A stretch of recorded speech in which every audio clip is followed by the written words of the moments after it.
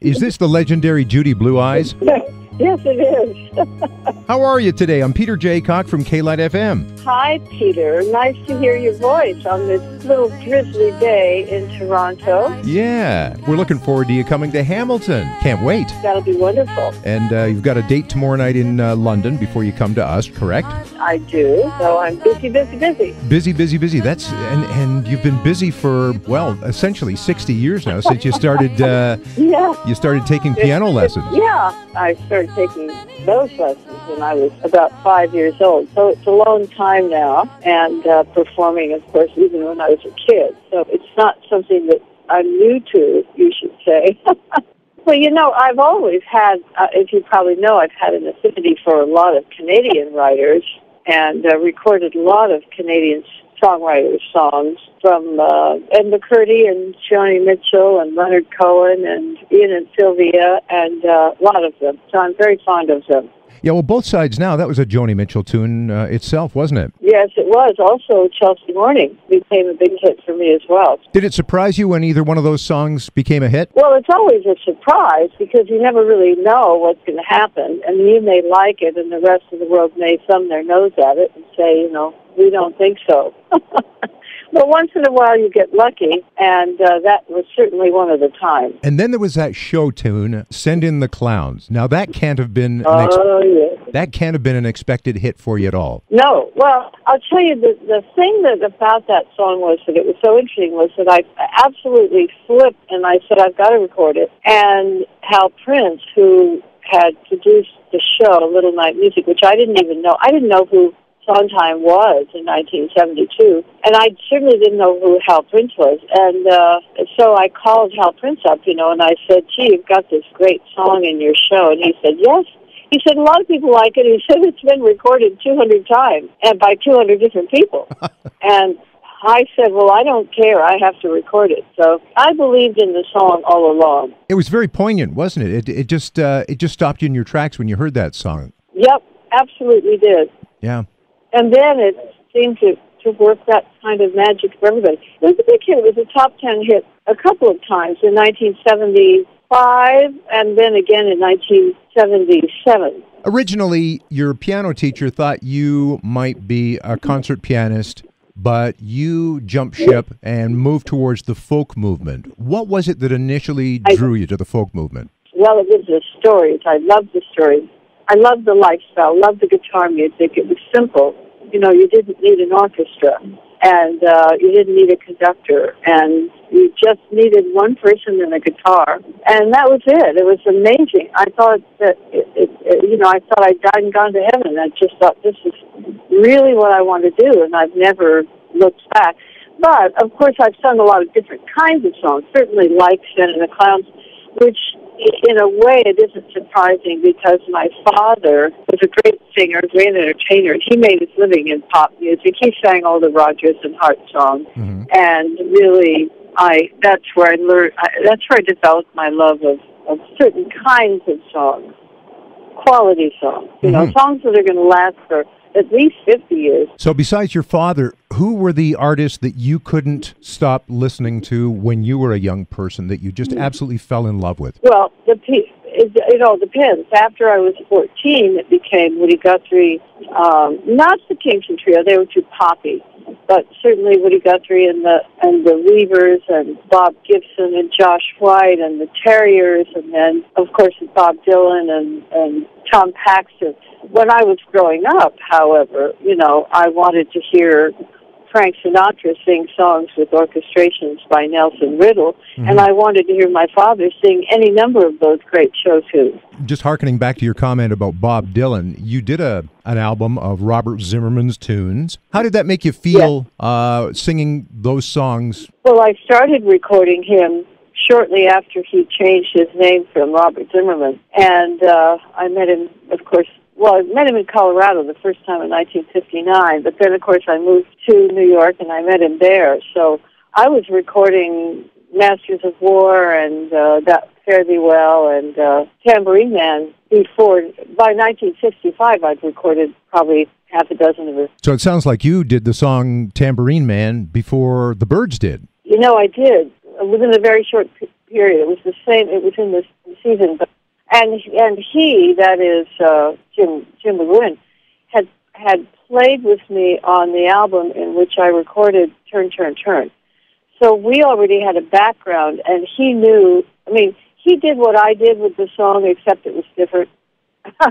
Except it was the birds and not me, you know. Sure. So, yeah, we had a very productive relationship, and Turn, Turn, Turn, with him playing the guitar on it, the 12-string, was one of the things that kind of got my attention about my own guitar playing, and I eventually switched to the 12-string. I don't play the 6-string quite often, and I can't finger pick my way out of a, I don't know what they used to say, paper bag.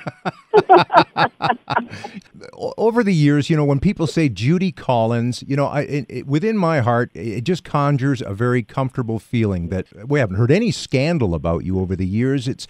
You've always been a person who's brought a message to people that has made life a little bit easier for them, it seems, in so many of your songs. You must have a legion of very loyal, kind followers. What do you feel about the people who listen to your music? Well, you know, they've always been wonderful and very expressive of their feelings. And now, of course, on Facebook, they write to me all the time, and they tell me about things, and they give me recipes for chicken soup. And, you know, they come around with photographs of me from 50 years ago that I've never seen. And they love, you know, they talk about how many albums they have and that they've never given them away. And they still have a turntable that they play them on, and they love them, and they keep up with all the work. You know, I just finished making a TV special for public television, which will be in Canada sometime in the next few weeks, and it's called Judy Collins Live at the Metropolitan. Good, I'll look forward to that. Yeah, it's a wonderful show. I mean, one of the things about it is that it was photographed in the Temple of Gender. You can hardly beat that. And on the show are with me singing duets for Ani DeFranco and Sean Colvin and the great Jimmy Webb. So I've got a wonderful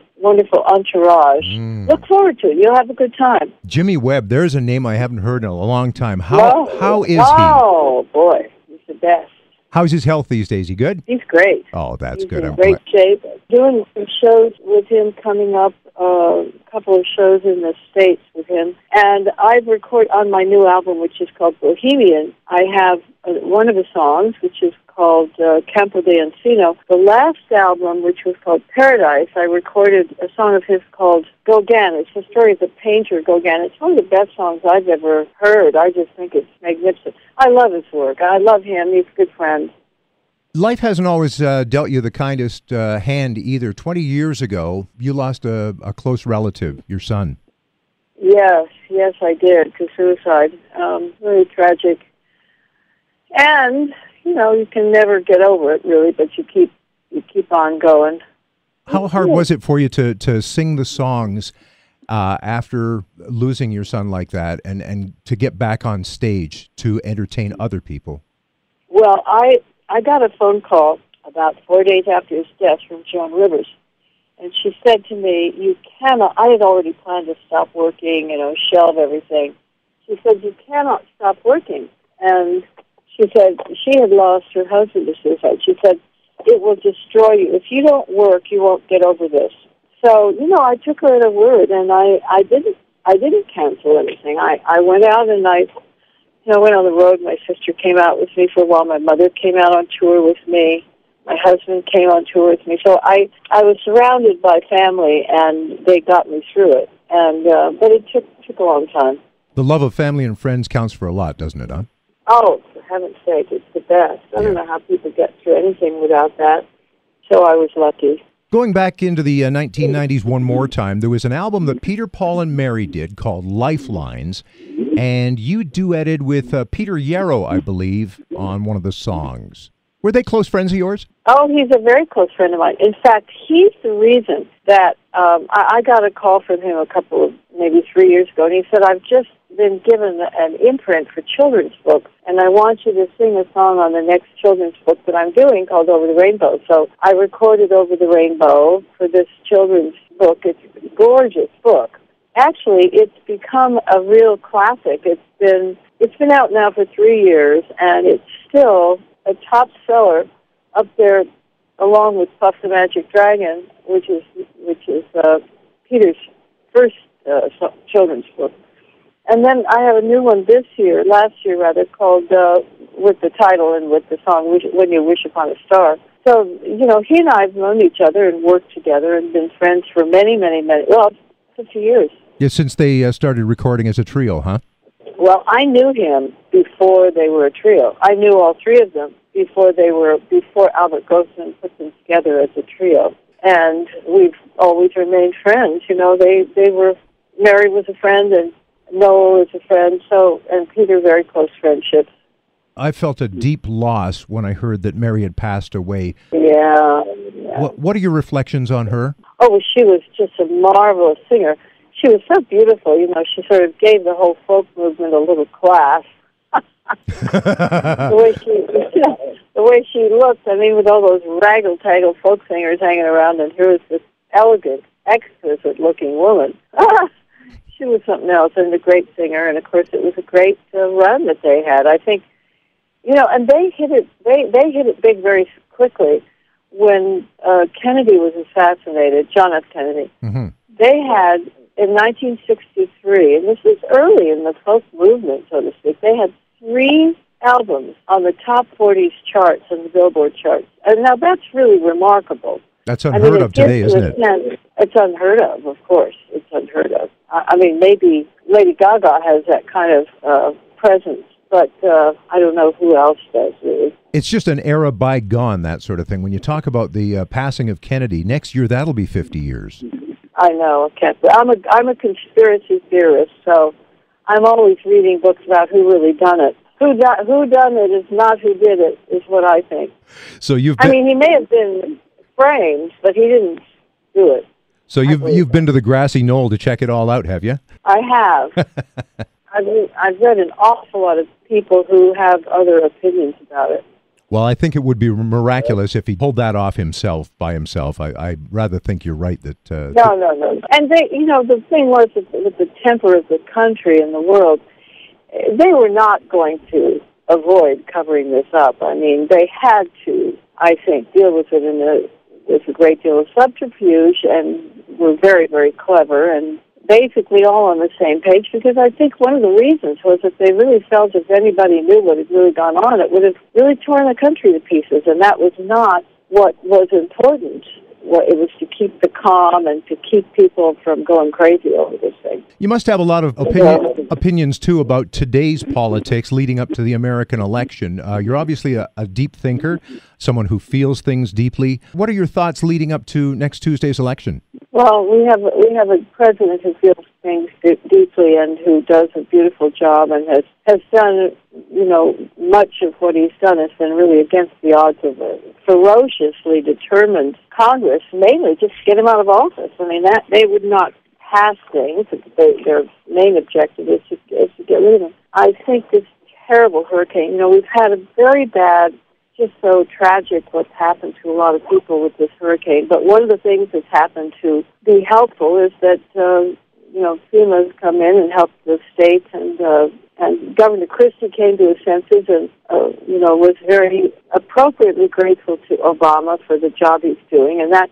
always helps. That kind of bipartisan activity always helps people. Makes them feel better, makes them realize that things are in very good hands, and so that's effective. I agree with you, and certainly our hearts here in Canada go out to all those who've lost family and friends in this awful disaster along the eastern seaboard. It's awful. Just awful. Really awful. Ugh. Over the past 50 years, if you had to change one thing about your career, or looking back, if there was one direction you should have maybe steered, or have you got any regrets? I guess that's what I'm asking. Or has it... No. No, I get to do anything I want to do, really, because my focus is on the quality and whether it really suits me, and I've never been pushed in any direction that was uncomfortable. And I've always worked with incredibly brilliant musicians, and had collaborations with wonderful producers and wonderful other artists, and so I think I'm still in the middle of this incredibly happy and fortunate career that goes on and on. I have, because of the success of my big television special now for PBS. I've been green-lighted for my Irish special and for my Sondheim special. So in the next 6 years, I'll be putting those together. And, each one of these shows, the one that's on now has a 3-year rotation. So that'll be on every few weeks when the PBS does their pledge drive. And it's already made a ton of money for PBS. So how can I not like it doing it? It sounds like you've lived your career on your terms, and you're still so full of anticipation and enthusiasm for the projects upcoming. I got home last night I was in Peru unavoidably because I went down there for a party. I sang for a gentleman's birthday on Saturday night.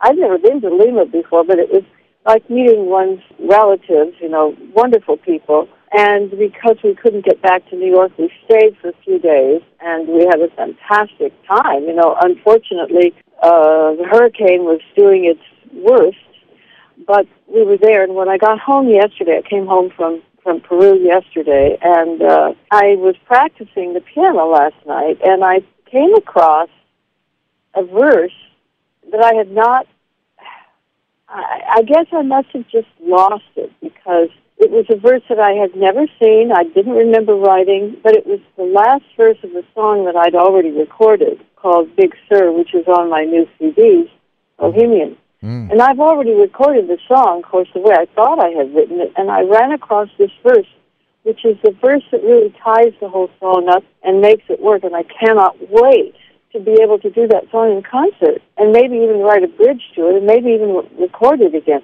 So, yes, I'm always discovering new things, writing new things, finding new writers, new material. On my new album, I have a couple songs I have a song called Veterans Day, which I'm wild about, which is written by a young writer who was a discovery of Noel Stuckey, of Peter, Paul, and Mary. So, it's always fresh, it's always new, it's always, I think, it's a privilege. Well, God bless you. You're an inspiration to others just listening to you talk like that.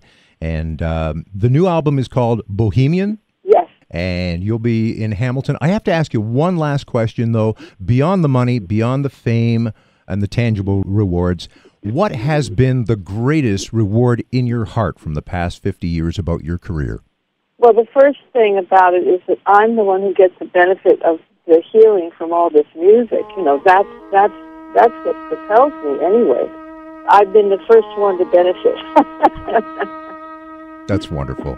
Judy, it's an honor to live at the same time on this earth as you, that I've been able to experience your music, and I thank you so much for the time you've taken today. I really wish you a great night here in Hamilton and a great concert. Thank you. I appreciate spending time with you, and I wish you the very best. Thank you so much. Judy, take care. Safe travels. Thank you, sir. Bye-bye. Bye-bye. Isn't it rich? Are we a pair? Me here at last on the ground, you in midair. Where are the clouds?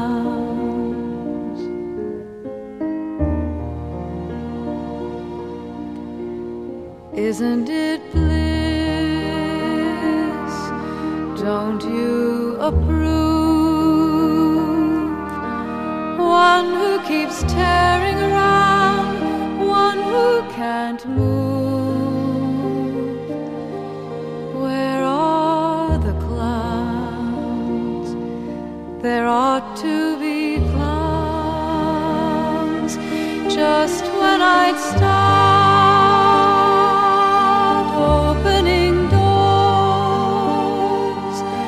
finally knowing the one that I wanted was yours, making my entrance again with my usual flair, sure of my lies, no one is there.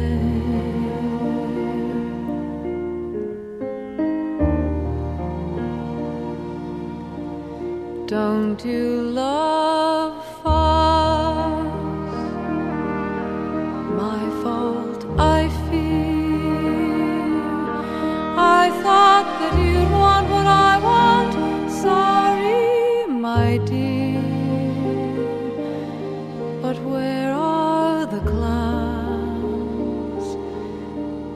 send in the clouds. Don't bother, they're here.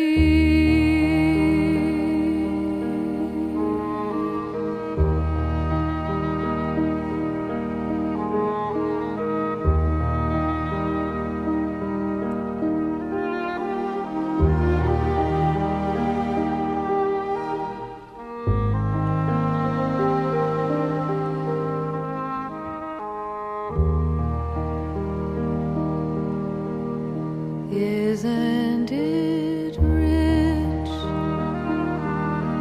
Isn't it queer? Losing my timing this late in my career. But where are the clouds? There ought to be clouds. Well, maybe